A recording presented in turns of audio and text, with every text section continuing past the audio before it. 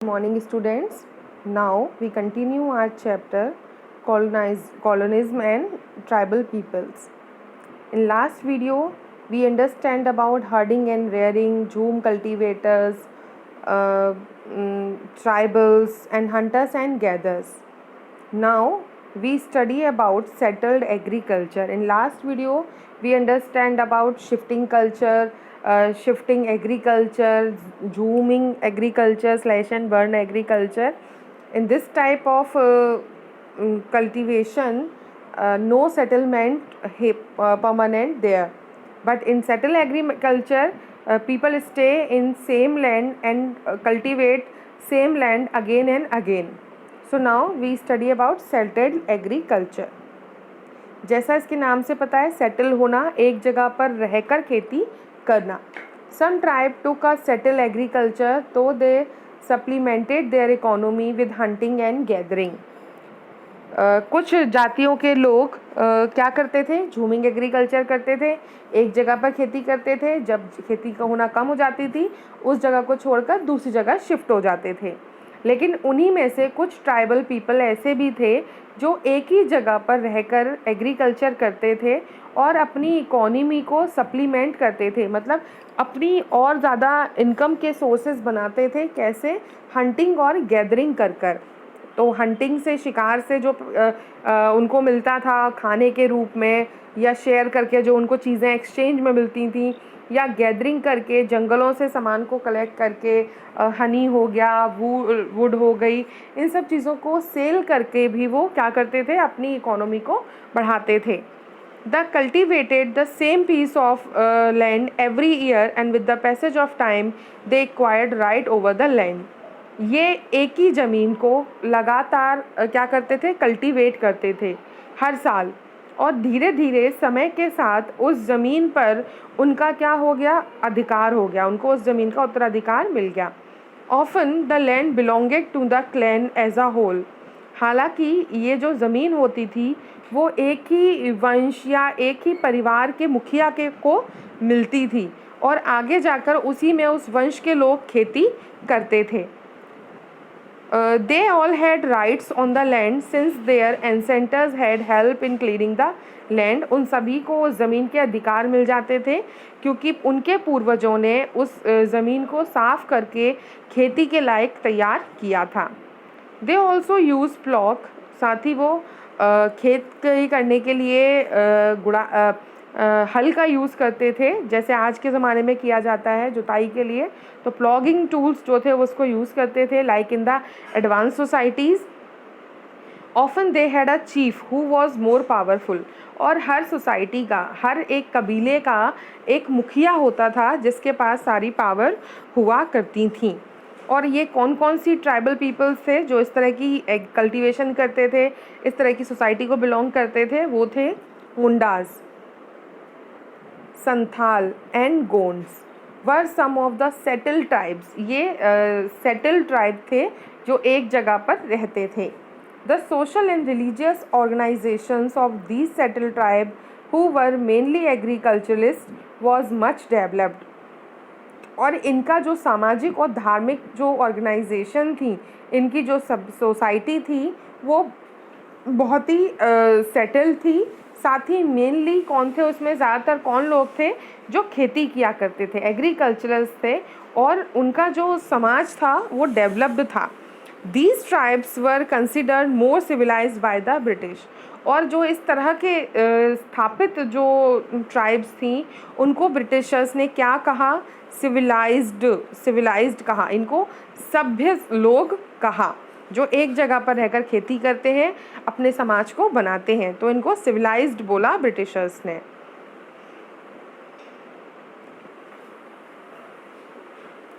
For the tribals a new situation arose with the advent of colonial rule.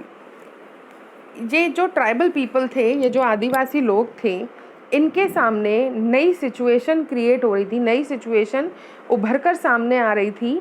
वो क्या थी? Advent of colonial rule. ये जो औपनिवेशिक सरकार थी, ब्रिटिशर्स की जो सरकार थी, धीरे धीरे वो सारे रूल्स और रेगुलेशन अपने अकॉर्डिंग बना रहे थे, सभी समाजों को अपने अधीन कर रहे थे. Their life was disturb by the interference of British. इन लोगों की जो लाइफ थी, जीवन जो था वो डिस्टर्ब हो रहा था क्योंकि ब्रिटिशर्स उसमें इंटरफेयर कर रहे थे। The British intervent the tribal society and economy for exploiting the natural resource of the forest. जो ब्रिटिशर्स थे वो उन लोगों की लाइफ में इंटरफेयर कर रहे थे क्योंकि जो फॉरेस्ट थे, जो हमारे नेचुरल रिसोर्सेज के भंडार हैं, उनको वो क्या करना चाह रहे थे, एक्सप्लॉइट करना चाह रहे थे, जहाँ पर ये आदिवासी लोग अपना घर बनाकर रहते थे। The British challenge the traditional land rights of tribal people.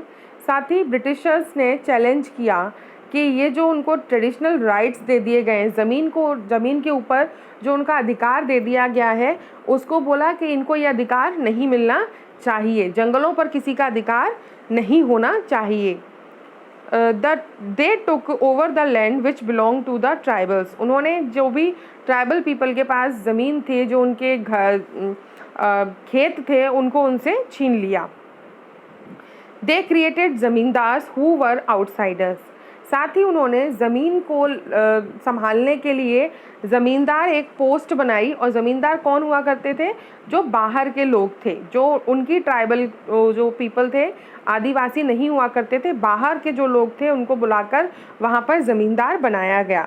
The tribal people were reduce to mere tenants and had to pay the high rent to the zamindars. अब इन ट्राइबल पीपल को क्या करना पड़ता था, अपनी ही ज़मीन, जो उनकी ज़मीन हुआ करती थी, अब उनसे छीनकर ज़मींदारों को दे दी गई। तो ज़मींदारों से किराए पर उस ज़मीन को लेना पड़ता था खेती करने के लिए, और उसके बदले ज़मींदार को बहुत ज़्यादा पैसा चुकाना पड़ता था। In order to pay the high rent, किराए की ज़मीन वो हो गई थी, the tribal people had to borrow money. और उसको पैसे चुकाने के लिए जो ट्राइबल पीपल थे, आदिवासी लोग थे, वो क्या करते थे, पैसे को उधार लिया करते थे। और पैसा उधार कौन देता था, from the local money lenders. जो वहाँ के लोकल पैसे देने वाले लोग हुआ करते थे, पैसे वाले लोग हुआ करते थे, वो उनको बहुत ही ऊंची दरों की ब्याज पर पैसा दिया करते थे उधार। So from the local money lenders who charge very high rate of interest, जो उन आदिवासी लोगों से बहुत ज़्यादा ब्याज वसूलते थे।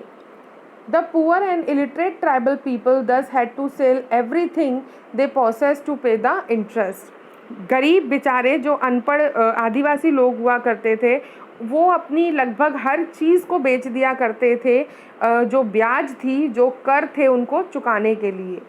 Therefore, the money lenders were seen as evil outsiders and the cause of their misery. जो बाहरी व्यक्ति थे, जो मनी लेंडर्स थे, जो ज़मींदार थे, वो क्या करते थे, वो अपनी माइजरी माने क्या होता है, माइजर कौन होता है, लालची, अपनी लालच को पूरा करने के लिए उन गरीबों के साथ अत्याचार करते थे। Sometimes when they were unable to pay the high rent, they were evicted from their land and made to work as bonded laborers to earn a livelihood. कई बार जब वो लोग उनका कर चुकाने के लिए पैसा नहीं इकट्ठा कर पाते थे, ब्याज चुकाने के लिए पैसा इकट्ठा नहीं कर पाते थे, तो वो उनसे उनकी ज़मीन छीन लिया करते थे जो उन्होंने किराए पे ली थी, और उसी ज़मीन पर एज अ बॉन्डेड लेबर, दास की तरह से उनसे क्या करवाया जाता था, काम करवाया जाता था, और उस काम के बदले में उनको पैसा भी नहीं दिया जाता था। Thus the British, the zamindars and the money lenders joined their hands in the operation of the tribes. जो ज़मींदार थे, ब्रिटिश, पहले तो ब्रिटिशर्स, ज़मींदार और जो मनी लेंडर्स थे, ये सब एक हो गए किसको दबाने के लिए, जो जनजाति के लोग थे, जो आदिवासी लोग थे, उनको दबाने के लिए, उनका शोषण करने के लिए ये सब एक हो गए थे। The condition of shifting cultivators. साथ ही ये तो बात हो गई जो सेटल्ड एग्रीकल्चर वाले थे, उनके साथ क्या हो रहा था। अब जो शिफ्टिंग एग्रीकल्चर वाली जो आदिवासी जनजातियाँ थीं, उनकी कंडीशन कैसी थी during British period. So the British were against shifting agriculture. जो ब्रिटिशर्स थे वो अगेंस्ट थे किसके, शिफ्टिंग एग्रीकल्चर के। वो कहते थे कि शिफ्टिंग एग्रीकल्चर करके आप जंगलों को क्या कर रहे हो, ख़राब कर रहे हो। एक जगह को साफ़ कर दिया, एक जगह के जंगल को जला दिया, फिर दूसरी जगह के जंगल को जला दिया, तो ये अनसिविलाइज्ड वे है। तो वो चाहते थे कि सभी लोग शिफ्टिंग एग्रीकल्चर को छोड़कर सेटल्ड एग्रीकल्चर को अपनाएं और एक जगह पर रहें, जिससे अंग्रेज उन पर अपना एडमिनिस्ट्रेशन भी चला सकें और उनसे उनको टैक्स कर भी मिल सके। So the British were against shifting agriculture. They wanted these tribe to settle down and be civilise. वो चाहते थे कि उनकी जो प्रजातियाँ हैं जो शिफ्टिंग एग्रीकल्चर करती हैं, ये एक जगह पर रहें, सेटल हो जाएं और सिविलाइज्ड हो जाएं, सभ्य हो जाएं।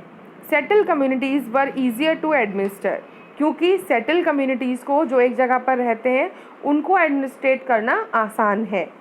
The British also wanted regular revenue from the tribal communities. साथ ही ब्रिटिशर क्या चाहते थे कि उनको लगातार उनसे रेवेन्यू भी मिलता रहे, कर भी मिलता रहे। They were given lands on rent. वो ज़मीन को किराए पर देते थे। They had to pay the rent to the land owners who in turn paid revenue to the government. और साथ में जो किराए पे ज़मीन देते थे वो लैंड ओनर हुआ करते थे। लैंड ओनर किसानों से, गरीब मज़दूरों से, आदिवासियों से पैसा वसूलते थे और अंग्रेज़ सरकार को रेवेन्यू के रूप में, टैक्स के रूप में देते थे। These tribes found it difficult to change to settle agriculture because the fertility of land decreased over time. लेकिन ये जो जनजातियाँ थीं, ये जो आदिवासी लोग थे, इनको परेशानी हो रही थी सेटल्ड एग्रीकल्चर को अपनाने में, क्योंकि एक ही ज़मीन पर लगातार खेती करने से उस मिट्टी की, उस ज़मीन की जो उपजाऊ क्षमता होती है, जो फर्टिलिटी होती है, वो क्या हो जाती है, कम हो जाती है, जिससे जो उपज होती है वो घट जाती है। So also in some areas there was water scarcity of the land was unfit for agriculture. साथ ही कई ऐसे ज़मीन थे या ऐसे भूभाग थे जहाँ पर जो अंडरग्राउंड वाटर है और पानी की जो है वो कमी होती थी, जिसके कारण वो उस जगह को छोड़कर आगे चले जाते थे। तो एक दिक्कत ये भी थी कि पानी की समस्या हो रही थी। This led to discontent in the tribals and ultimately many revolts took place. जिसके कारण जो ट्राइबल पीपल थे, जो आदिवासी लोग थे, उसमें असुरक्षा की भावना जागने लगी, जिसके कारण कई सारे जो विद्रोह थे वो जगह जगह पर होने शुरू हो गए।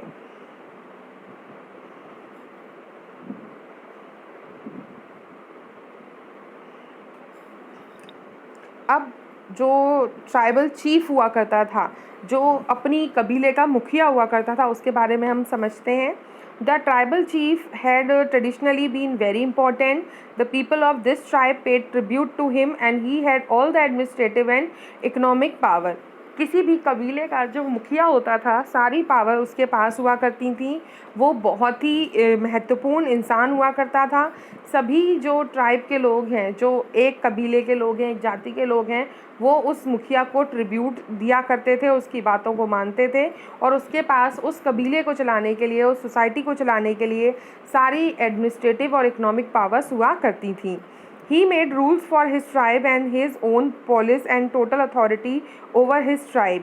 साथ ही वो अपने कबीले के लिए, अपनी जाति के लिए रूल रेगुलेशन बनाते थे। उसके पास अपनी पुलिस हुआ करती थी और अगर कोई गलत काम करता था तो उसको सज़ा सुनाने की पूरी अथॉरिटी भी उसके पास हुआ करती थी। The British however change the position and power to the chief.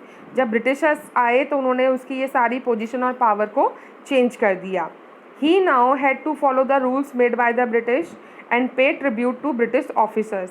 अब उस मुखिया को ब्रिटिशर्स के बनाए गए सारे रूल्स और रेगुलेशंस को फॉलो करना होता था। साथ ही जो ब्रिटिश ऑफिसर्स हुआ करते थे उनको ट्रिब्यूट देना होता था। They were allowed to retain some land for agriculture which they could rent out. साथ ही उन मुखिया को उस कबीले के लिए कुछ ज़मीन किराए पर दे दी जाती थी जहाँ पर वो अपना एग्रीकल्चर एक्टिविटीज़ को परफॉर्म कर सकें। अब हम समझते हैं कि ब्रिटिशर्स ने कौन कौन सी फॉरेस्ट पॉलिसीज़ जो थी वो बनाई और उनका जो ट्राइबल पीपल हैं उनके ऊपर क्या इम्पैक्ट हुआ। The tribal community was surely affected by the forest policy introduced by the British, क्योंकि जो ट्राइबल पीपल थे मेनली ये फॉरेस्ट पे ही डिपेंड थे अपनी लाइवलीहुड के लिए, अपनी इकोनॉमिक एक्टिविटीज़ के लिए। तो जो फॉरेस्ट पॉलिसीज़ बनाई ब्रिटिशर्स ने तो उनका इफ़ेक्ट तो सीधे सीधे इस कम्युनिटी के ऊपर पड़ा। So the British needed coal and wood from the forest. The expansion of railway in India heavily divested the forest resources. साथ ही जो ब्रिटिशर्स थे उनको कोल और वुड, ये दोनों चीज़ें ही जंगलों से चाहिए होती थी, क्योंकि वो भारत में क्या कर रहे थे, एक्सपेंशन ऑफ रेलवे, वो रेलवे का विस्तार कर रहे थे और रेलवे के विस्तार के लिए पटरियां डालने के लिए लकड़ियों की ज़रूरत थी, इंजन को चलाने के लिए कोल की ज़रूरत थी, तो उनको बहुत बड़ी मात्रा में कोल और वुड चाहिए था। तो इसलिए उन्होंने क्या किया, न्यू फॉरेस्ट पॉलिसी बनाई। They declared the forest as the property of the government. उन्होंने क्या कह दिया कि फॉरेस्ट जो जंगल हैं वो किसकी प्रॉपर्टी है, गवर्नमेंट की। और गवर्नमेंट कौन थे, Britishers. So many forest were declared as reserve. Forest जो थे, जंगल थे, उनको रिजर्व कर दिया, संरक्षित कर दिया, और जो ट्राइबल पीपल थे उनको जंगलों में जाने पर बैन कर दिया गया, रोक लगा दी गई। Many forest were declared as reserve. The tribal people had no right to hunt और make use of any forest product. साथ ही जंगल पर जाने पर मना कर दिया, हंटिंग के लिए उनको रोक दिया गया, और जंगल से मिलने वाले किसी भी चीज़ पर उनका कोई अधिकार नहीं था, ऐसा रूल्स बना दिए। Many tribes were heavily dependent on forest product. ज़्यादातर जो जनजातियाँ थीं वो जंगलों पर ही निर्भर थीं। The compensation paid by the government did not reach them. साथ ही गवर्नमेंट ने जो कंपनसेशन दिया, जंगलों के बदले में उन्हें घर दिया, उनके लिए कुछ पैसा दिया, कुछ ज़मीन दी, लेकिन उन तक वो सारी चीज़ें नहीं पहुंच पाईं। जो बीच के लोग थे उन्होंने ही वो सब कुछ अपने पास रख लिया। So many tribes were heavily dependent on forest product. The compensation paid by government did not reach them. However, later the British allowed the tribal to live in small patches of the forest and practice agriculture as long as they worked as free labor to cut down tree for the British. हालांकि बाद में Britishers ने जंगलों का कुछ हिस्सा allowed कर दिया कि वहाँ पर ट्राइबल पीपल रह सकते हैं और उस हिस्से को साफ कर कर वो वहाँ पर खेती कर सकते हैं, लेकिन इसके बदले में उनको क्या करना होगा, ब्रिटिशर्स के लिए एज अ बॉन्डेड लेबर काम करना होगा, पेड़ों की कटाई करनी होगी और ब्रिटिशर्स को अंडर में काम करना होगा। तो इस शर्त पर उनको कुछ ज़मीन दे दी गई जंगलों के अंदर। The British cut down many forests to establish extensive plantations. Cash crop were grown. Britishers जो थे उन्होंने बहुत बड़ी मात्रा में जंगल को काट डाला, जंगल को साफ कर दिया एक्सटेंसिव प्लांटेशन के लिए, क्योंकि वो क्या करना चाहते थे, चाय की खेती, कॉफ़ी की खेती, ऐसे प्लांटेशन क्रॉप जिनको वो सेल कर कर क्या कर सकें, पैसा बना सकें। तो उसके लिए उन्होंने बड़ी मात्रा में जंगल को साफ करना भी शुरू कर दिया। On these plantation and exported to the European countries as raw material for their industry.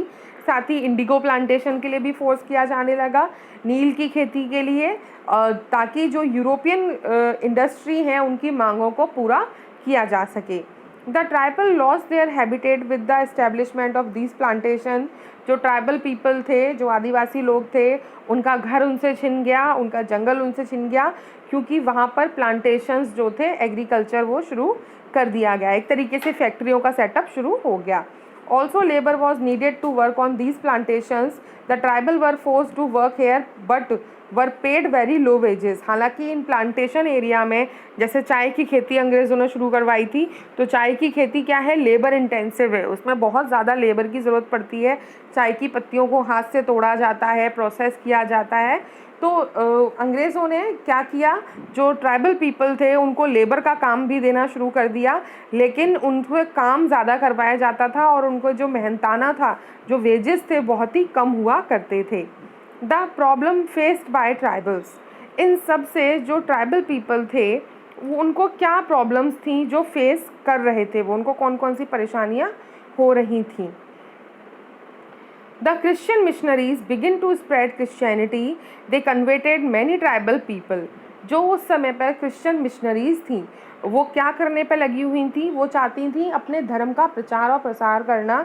इसीलिए वो क्रिश्चियनिटी को बढ़ावा देने के लिए कई सारे जो ट्राइबल पीपल थे, जो आदिवासी लोग थे, उनको लालच देती थी कि आपको ये फैसिलिटी प्रोवाइड की जाएगी, आपको ये फैसिलिटी प्रोवाइड की जाएगी, आप किसको अपना लीजिए, क्रिश्चियनिटी में कन्वर्ट हो जाइए। So they converted many tribal people. The tribal looked upon this as an intrusion into their beliefs and customs. They wanted to preserve their own identity and religion. लेकिन जो कबीलाई लोग थे, जो कबीलाई समाज थे, ट्राइबल पीपल, वो इसको कैसे देख रहे थे कि उनके जो धर्म है, उनकी जो सिस्टम है, कस्टम है, बिलीव्स हैं, उनके जो विचार है, उनको क्या किया जा रहा है, दबाया जा रहा है और उनको क्रिश्चियनिटी में कन्वर्ट करने के लिए प्रेशराइज़ किया जा रहा है। वो क्या चाहते थे कि उनकी खुद के धर्म की, उनकी खुद की सभ्यता की पहचान ख़त्म ना हो। They wanted to preserve their own identity and religion. Also trader begin to come into their villages to purchase forest product at very low prices. साथ ही कई सारे जो व्यापारी हुआ करते थे, ट्रेडर्स थे, वो भी आते थे गांव में, उनके जंगलों में जहाँ पर वो कबीले वाले लोग रहते थे, उनसे जंगलों के सामान को ख़रीदने के लिए बहुत ही कम दामों में। These were sold at very high price in the towns and cities. उनसे कम दामों पे खरीद कर जो ट्रेडर्स थे, जो व्यापारी थे, वो शहरों में जाकर उसी माल को बहुत ऊंचे दामों में बेचा करते थे। The tribals were exploited by traders. Tribals जो जनजाति लोग थे, आदिवासियों का सिर्फ ब्रिटिशर्स ही एक्सप्लॉइट नहीं कर रहे थे, शोषण नहीं कर रहे थे, बल्कि जो व्यापारी लोग थे वो भी उनका शोषण कर रहे थे। Some had no option but to search for work in coal mines, tea plantation etc. कईयों के पास दूसरा कोई रास्ता नहीं था, तो वो मजबूरी में जाकर जो कोल माइंस थी, जो कोयले की खदान थी, या चाय के जो बागान थे, उसमें बॉन्डेड लेबर की तरह काम करना शुरू कर दिया। They were exploited here also and treated like bonded labor. यहाँ पर भी उनका शोषण किया जाता था और उनसे दासों की तरह ट्रीटमेंट किया जाता था। List the injustice done to the tribals. ये लिस्ट है, सूची है, जिसमें जो अन्याय हुआ आदिवासी लोगों के साथ में, वो इसमें बताया गया है। तो ट्राइबल दस witness the destruction of their livelihood and identity under the British rule. So these tribal communities participated in many revolt against the British rule. ये जो आदिवासी लोग थे, इन्होंने देखा कि उनकी जीवन, उनके जंगल उनसे छीन लिए गए, जिनसे उनकी लाइवलीहुड थी, साथ ही उनकी पहचान उनसे छीन ली गई, उनको क्रिश्चियनिटी में कन्वर्ट किया जाने लगा, उनके खुद के रूल और ट्रेडिशन थे जो बंद करवाने के लिए फोर्स किया गया, उनको ब्रिटिश रूल फॉलो करने पड़ते थे, जिसके कारण कई सारी जो ट्राइबल कम्युनिटीज़ थी, कई सारे कबीलाई लोग थे, आदिवासी लोग थे, उन्होंने किस में पार्टिसिपेट करना शुरू किया, विद्रोहों में, जो रिवॉल्ट्स हो रहे थे अंग्रेज़ों के ख़िलाफ़, उसमें उन्होंने पार्टिसिपेट करना शुरू किया। All the revolt were mark with immense courage and sacrifice by the tribal communities. ये सारे विद्रोह ऐसे हैं जिन्होंने अपने निशान छोड़े हैं इतिहास में कि कितनी हिम्मत चाहिए थी अंग्रेज़ों के ख़िलाफ़ विद्रोह करने के लिए और कितने उनको सेक्रीफाइस करने पड़े, अपनी लाइफ के, अपने फैमिली मेम्बर्स के, अपनी कम्युनिटी के। तो ये सब सेक्रीफाइस किन्होंने किए, ट्राइबल पीपल ने अंग्रेज़ों के ख़िलाफ़ रिवॉल्ट्स में। This was a significant development in the struggle against foreign rule. विदेशी शासन के ख़िलाफ़ जो आवाज़ उठाई गई थी, उसमें इसका महत्वपूर्ण योगदान रहा है।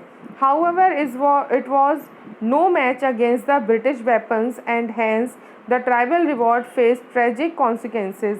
हालांकि जो ब्रिटिशर्स के जो वेपन्स थे, जो उनके हथियार थे, उनके सामने ये जो ट्राइबल रिवॉल्ट्स थे, जो ये आदिवासी जो विद्रोह हुए, जनजातियों के जो विद्रोह हुए, वो कुछ भी नहीं थे, बल्कि उनके साथ बहुत ही दुखद घटनाएं घटी। एक साथ कई सारे लोगों को मार दिया गया, उनके ऊपर अत्याचार किए गए, तो कई सारे दुखद घटनाएं भी उन्होंने झेली।